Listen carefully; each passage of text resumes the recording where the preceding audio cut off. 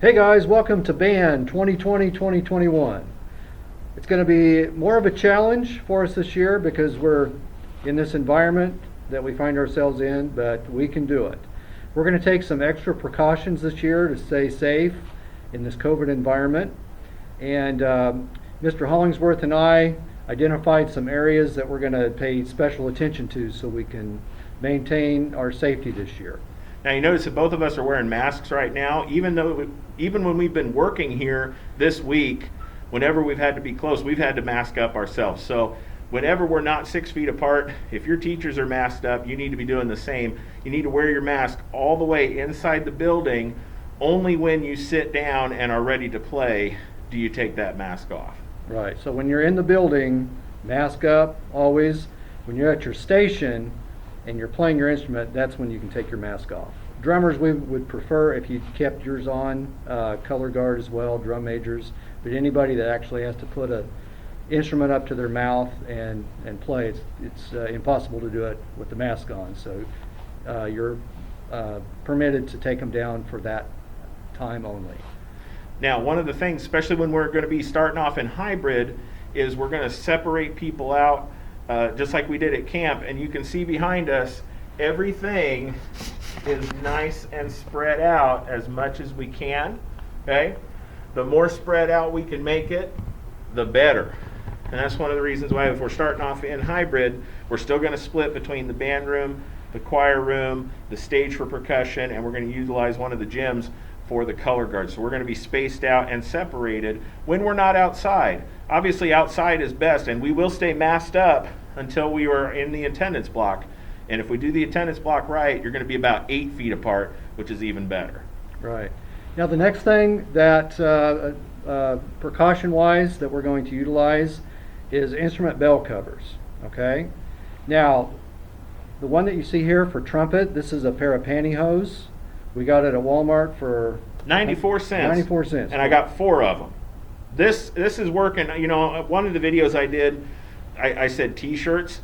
This is working even better. And actually the research we saw, the pantyhose material is better for keeping the droplets contained than anything else. So that's why we're going to say all brass players need to have a bell cover on their instrument.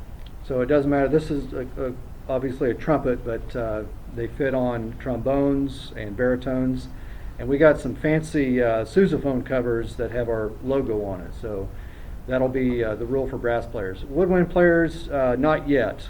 We actually, clarinet and saxophones, we can. Clarinet, we are going to recommend to put it right over the bell. It might be real easy if you take this, snip it about halfway up. That way you don't have so much extra. So the ends of clarinets, we're going to say needed as well. Saxophones, we're going to say needed as well. Right.